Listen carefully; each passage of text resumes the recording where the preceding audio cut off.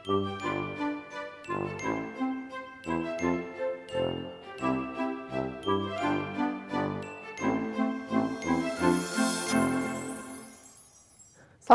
балдар, ботаника предмети боюнча теле сабагыбызды баштайбыз. Сабакка даяр болсоңор, алгач бүгүнкү сабактын темасы менен таанышып алалы. Бүгүнкү сабагыбыздын темасы кыйыштыруу жана анын түрлөрү деп аталат.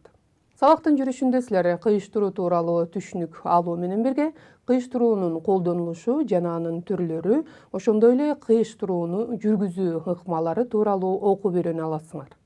Кыйыштыруу деген эмне? Же болбосо биз аны трансплантация деп атап коебуз. Бизче которгондо органдарды жалгоо дегенди түшүндүрөт. Анда алгач кыйыштыруу деген эмне экендигин түшүнүп алалы. Кыйыштыруу деген эмне? Ал үчүн биз эки өсүмдүк алалы. Мейли ар түрдүү сорттогу өсүмдүктөр болсун, бир өсүмдүктүн айталы бир бутагын алып, аны башка өсүмдүккө жалгайбыз. Же болбосо бир өсүмдүктүн бүчүрүн алып, аны экинчи бир өсүмдүккө жалгайбыз. Башкача айтканда, бир өсүмдүктүн бүчүрүн же калемчесин башка тамыры менен өсүп турган өсүмдүккө жалгоону биз кыйыштыруу деп атап коет экенбиз. Дал ушул кыйыштырууда колдонгон калемче жана бүчүрлөрдү биз кыюу үстү деп атасак, ал эми тамыры менен өсүп турган өсүмдүк ага кыюу үстү келип жалганат, муну биз кыюу асты деп атап коет экенбиз. Кыюу үстү менен кыюу астын бири-бирине жалгап жатканда эң негизги шарт алардын камбийлери бири-бирине дал келиш керек. Мен силерге бутактын туурасынан кесилишин көрсөтүп отурам. Силер сабактын ички түзүлүшүн билесиңер. Камби бул кабыктын алдында жаткан көбөйүүгө жөндөмдүү клеткалардан турган ткань болуп эсептелинет. Башкача айтканда, түзүүчү ткандан турган катмар.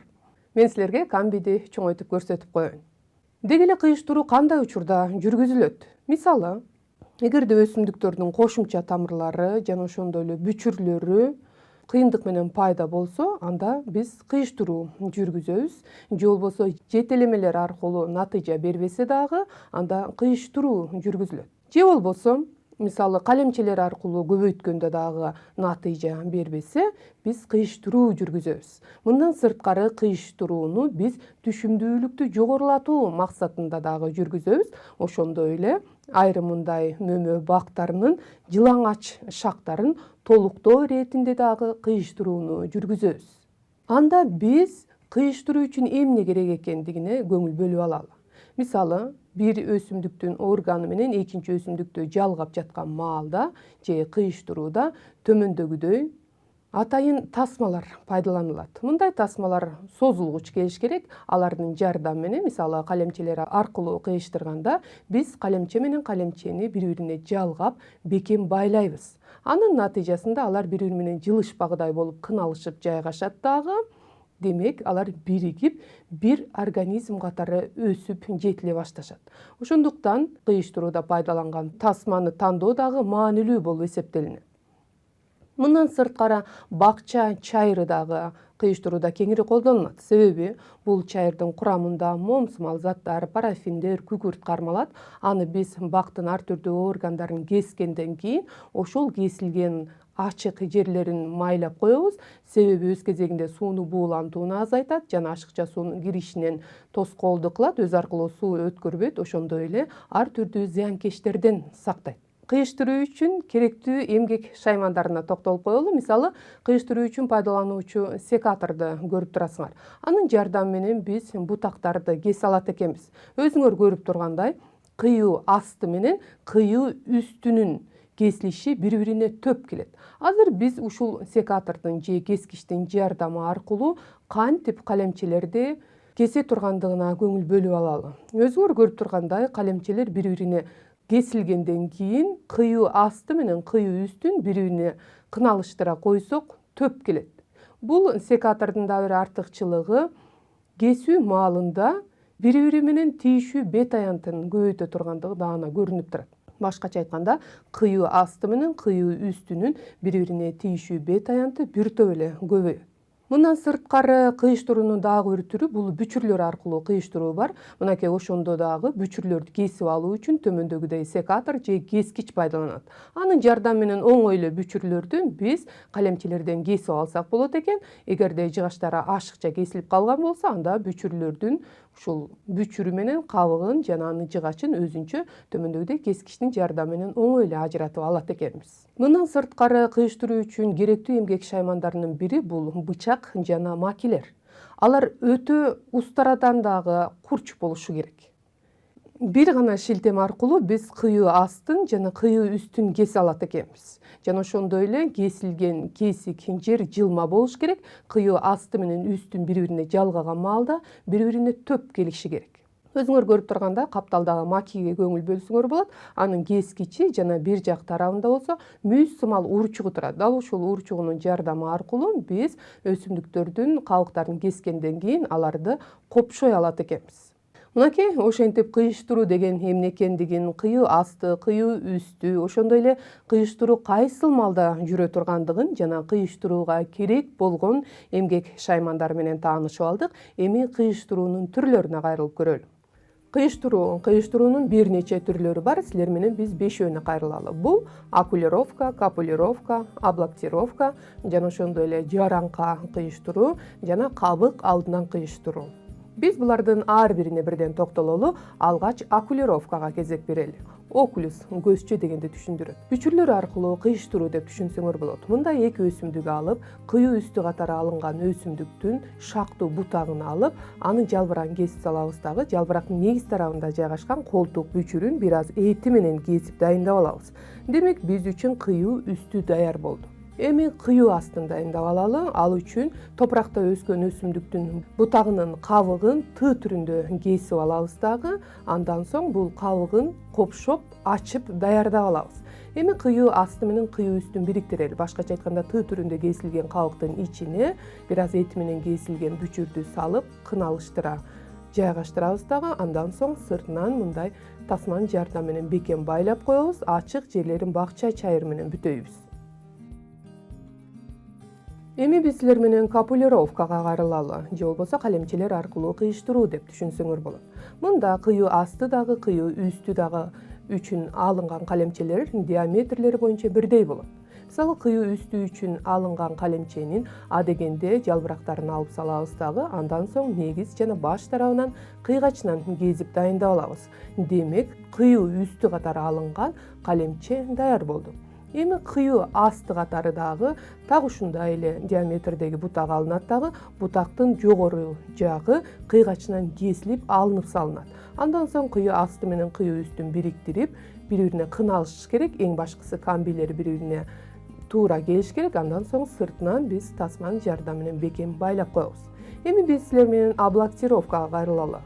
Бул жол менен жанаша өскөн өсүмдүктөрдү же ар түрдүү карапада өскөн өсүмдүктөрдү бири-бири менен кыйыштырат. Кыюу асты жана кыюу үстү катары алынган өсүмдүктөрдүн бутактарына мындай тилче түрүндө кесип алат, же болбосо алардын кабыктарын жыгачына чейин кесип салат дагы. Андан соң бири-бирине кыналыштырып, анан сыртынан тасманын жардамы менен бекем байлап коет. Адатта кыйыштыруу эрте жазда жана август айынын экинчи жарымынан кийин жүргүзүлөт. Биз силер менен окулировкага кайрылалы. Ал үчүн бакчада өскөн роза гүлүнүн бүчүрү менен ит мурунду кайчылаштырып көрөлү. Адегенде роза гүлүнүн калемчесин алып алабыз. Албетте тикендүү болгондуктан биз тикенинен арылып алалы. Себеби кыйыштыруу мезгилинде бул бизге тоскоолдук жаратышы мүмкүн. Андан соң кыюу үстү катары биз ушул роза гүлдүн бүчүрүн дайындап алалы. Ал үчүн биз бүчүрүн бир аз эти менен кошо кесип дайындап алабыз. Эң башкысы бул роза гүлдүн кабыгын алыш керек, жыгачтары кошулбаш керек. Ошентип биз үчүн кыюу үстү даяр болду. Андан соң кыюу астын дайындашыбыз керек. Кыюу асты катары алынган ит мурундун тамырынын жогору тарабын минтип тазалап алып, андан соң кабыгын Т түрүндө кесип дайындап алабыз. Кабыкчаларын көрүп турасыңар, атайын бычактын жардамы менен копшоп даяр кылып алдык. Эми кыюу асты менен кыюу үстүн бириктиребиз. Ал үчүн кыюу үстү катары алынган бир аз эти менен бүчүрдү алып келип, ушул Т түрүндө кесилген кабыкчанын ичине жакшылап салабыз дагы. Андан соң кыйыштырууда пайдалануучу тасманын жардамы менен бекем байлап коебуз. Бул жол менен 20 күндөн кийин бул тасманы алып салсак болот. Ал эми мол түшүм алууда, жылаңач шактарды толуктоодо дагы кыйыштыруу пайдаланылат. Биз азыр ушул окулировкага, мөмө бактарын кыйыштырууга токтолуп көрөлү. Адегенде кыйыштыра турган эмгек шаймандарын дайындап алышыбыз керек. Эң башкысы өтө курч болгон бычакты же макини даярдоо, андан соң кыюу үстү даярдалат. Кыюу үстү үчүн шактуу мындай жакшы сорттогу өсүмдүктүн калемчесин алып, адегенде анын жалбырактарын кесип салат дагы, анан калемченин негиз тарабын жана баш жагын кыйгачынан кесип дайындап алабыз. Ал эми кыюу асты болуучу өсүмдүктүн дагы бутагын жакшылап сүртүп алып, андан соң жерден болжол менен 5-10 сантиметр жогору тарабын кабыгын Т формасында кезип дайындап алдык. Андан соң кабыгын бир аз минтип макинин уч тарабындагы сөөгүнүн жардамы менен копшоп даярдап алабыз. Эми кыюу үстүн дайындайлы. Кыюу үстү катары алынуучу бүчүрдү бир аз кабыкчасы менен жана жыгач менен кесилип алынат дагы. Андан соң кыюу астына кылдаттык менен бири-бирине кыналыштыра жайгаштырабыз. Көрүп турасыңарбы? Кыйыштыруу аяктады. Башкача айтканда биз бүчүр менен кабыкты бириктирдик. Эң башкысы камбилери бири-бирине туура келиш керек. Андан соң тасманын жардамы менен ушул бүчүрдүн астынан жана үстүнөн байлап коебуз. Эгерде ачык жерлери болсо, анда бакча чайыр менен бүтөйбүз. Бүчүр ачык болуш керек, себеби бул жерде кийин өркүн өсүп чыгыш үчүн. Мындан сырткары капулировканын же болбосо калемчелер аркылуу кыйыштыруунун дагы бир жакшыртылган жолу бар. Анда эмесе тасманын жардамы аркылуу жакшыртылган капулировкага кайрылып көрөлү. Жакшыртылган капулировка бул жөнөкөй капулировкага салыштырмалуу бир топ ийгиликтүү болот. Ал үчүн кыюу астын кадимкидей эле кыйгач кылып кесип алабыз дагы, андан соң ага төмөндөгүдөй жараканы же тилчени пайда кылабыз. Ал эми кыюу үстүн дагы дал ушундай эле кыйгачын кесип алып, аны дагы тилче түрүндө кесип алабыз. Андан соң кыюу асты менен кыюу үстүнүн тилчелерин бири-бирине төп келгидей кылып коебуз. Демек, бул тилчелердин жардамы аркылуу кыюу асты менен кыюу үстүндөгү бет аянттары бир топ эле чоң болот. Кыюу асты менен кыюу үстүн бири-бирине бириктирип, же болбосо жалгаган соң кыйыштырууда пайдалануучу атайын тасманын жардамы аркылуу аларды бекем кыналыштыра таңып, ажырап кетпегендей кылып байлап коебуз. Андан соң кыюу үстүнүн үстү жагын биз ашыкча буулануудан жана зыянкечтерден сактоо үчүн бакча чайырын сүйкөп койсок болот. Төмөндөгү маалыматтын негизинде кезектеги суроого жооп алалы. Сурообуз мындайча аталат. Эмне себептен кыйыштырганда кыюу асты менен кыюу үстүнүн камбийлери бири-бирине туура келиши керек? Асы камбийде бөлүнүүгө жөндөмдүү клеткалар бар. Бсы камбий аркылуу суу жогору көтөрүлөт. Всы камбий аркылуу органикалык заттар ылдый түшөт деген жооптор болду. Биринчиси Асы, экинчиси Бсы, үчүнчүсү Всы, төртүнчүсү бардыгы деген жооптор. Эмне себептен кыйыштырганда кыюу асты менен кыюу үстүнүн камбийлери бири-бирине туура келиши керек деп ойлойсуңар? Асы камбийде бөлүнүүгө жөндөмдүү клеткалар бар. Бсы камбий аркылуу суу жогору көтөрүлөт. Всы камбий аркылуу органикалык заттар ылдый түшөт деген жооптор болду. Анда эмесе силер менен биз туура жоопко кайрылалы. Бул биринчи экен. Башкача айтканда, камбийде бөлүнүүгө жөндөмдүү клеткалар бар. Алар бат-баттан көбөйүшүнүн эсебинен биз ушул кыюу асты менен кыюу үстүнүн жалгаган жерин бири-бирине бириктире алат экенбиз. Ошондуктан биз кыйыштырып жатканда эң негизги шарт ушул кыюу асты менен үстүнүн бири-бирине төп келиши болуп саналат. Эми силер менен биз кийинки кыйыштыруунун түрлөрүнө кайрылып көрөлү. Эгерде кыйыштыруучу бутактардын жоондуктары же болбосо диаметрлери түрдүү болуп калса, анда кандай ыкмаларды пайдаланабыз? Кыйыштыруунун кийинки түрлөрүнө кайрылалы. Алгач жараңка кыйыштырууга кайрылып көрөлү. Мында диаметрлери түрдүү болгон бутактар алынат. Мисалы, кыюу асты катары жоон бутак алынат дагы, анын үстүнөн арык сымал кезикти даярдап алабыз. Чоң бычактын жардамы менен же кичинекей балтанын жардамы менен төмөндөгүдөй жараңканы даярдап алабыз. Эми кыюу үстүн дайындайлы. Ал үчүн ичке бутак алынат дагы. Бутактын негиз тарабын кадимки эле калем сапты уштаган сыңары эки жагынан уштап дайын кылып алдык. Эми кыюу асты менен кыюу үстүн бириктиребиз. Бири-бирине кын алыштыра жайгаштырышыбыз керек. Башкача айтканда кабыгына кабыгын, камбийине камбийин тууралап алабыз. Бир нече бутактарды кыюу астына жайгаштыргандан кийин аларды сыртынан минтип тасманын жардамы менен бекем байлап, анан үстүндөгү ачык жерлерине бакча чайырын сүйкөп коебуз. Бакча чайыры өз кезегинде ашыкча буулануудан жана суунун өтүшүнөн, ошондой эле ар түрдүү зыянкечтерден коргойт. Эми силер менен биз кабык алдынан кыйыштырууга кайрылып көрөлү. Мында дагы диаметрлери түрдүү болгон бутактар алынат. Кыюу асты катары алынган бутактын кабыгынан тилик жасайбыз. Башкача айтканда, кабыгын канча бутакты алып келип кыйыштыра турган болсок, ошончо жолу тилип дайындап алабыз. Андан соң кыюу үстүн даярдайбыз. Ал үчүн кыюу үстүнүн негиз тарабын минтип бир жагынан жантайыңкы же кыйшык түрүндө кезебиз. Андан соң кыюу асты менен кыюу үстүн бири-бирине бириктиребиз. Адатта 2, 4, 6 бутакка чейин кыюу үстү пайдаланат дагы, аны астына бириктирет. Бириктирген соң сыртынан тасманын жардамы менен бекем байлап, жанагындай эле бакча чайырын үстүнө сүйкөп коебуз. Негизинен бакча чайыры өз аркылуу сууну өткөрбөйт. Курамында мом жана ар түрдүү күкүрттөр кармалат. Эми биз силер менен жандуу тасманын жардамы аркылуу жарака кыйыштырууга көңүл бөлүп көрөлү. Ал үчүн өзүңөр көргөндөй жоон бутакты биз алгач аранын жардамы менен кесип алабыз дагы, андан соң анын бетин атайын кескичтин же болбосо макинин бычактын жардамы менен түздөп жылмалап алып, андан соң ага терең жарака салабыз. Жарака кесип алган соң, демек кыюу асты даяр болду. Эми кыюу үстүн даярдайлы. Ал үчүн калемчени алып, анын эки тарабын тең уштайбыз. Башкача айтканда, калем сапты уштаган сыңары учтап алып, эми ушул жаракага салалы. Ал үчүн биз бычактын жардамы менен бул жараканы копшоп же чоңойтуп алып туруп, анан ичине калемчени салабыз. Калемченин болжол менен 4-төн 5ке чейин бүчүрү болушу керек.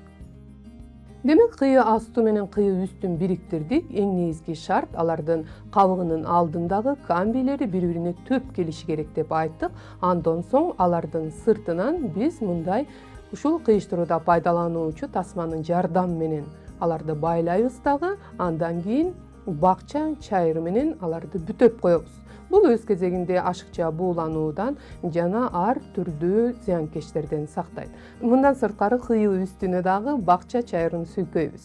Анда эмесе биз силер менен жогорудагы маалыматтардын негизинде кезектеги суроого кайрылып көрөлү. Сурообуз мындайча аталат. Диаметри ар түрдүү болгон бутактар үчүн кайсы кыйыштыруу кеңири колдонулат деп ойлойсуңар? Биринчиси окулировка, экинчиси капулировка, үчүнчүсү аблактировка, төртүнчүсү жараңка кыйыштыруу. Диаметрлери ар түрдүү болгон бутактар үчүн кайсы кыйыштыруу кеңири колдонулат? Биринчиси окулировка, экинчиси капулировка, үчүнчүсү аблактировка, төртүнчүсү жараңка кыйыштыруу деген жооптор болду. Анда эмесе биз силер менен туура жоопко кайрылалы. Бул төртүнчү экен. Башкача айтканда, жараңка кыйыштыруу аркылуу биз диаметрлери ар түрдүү болгон же болбосо түрдүү чоңдуктагы бутактарды бири-бири менен кыйыштырат экенбиз. Ошентип, балдар, биз силер менен бүгүнкү сабактын жүрүшүндө кыйыштыруу деген эмне жана анын түрлөрү тууралуу маалымат алдык. Сабакка көңүл бөлгөнүңөр үчүн ыраазычылык билдирейин. Кайрадан көрүшкөнчө саламатта тургула.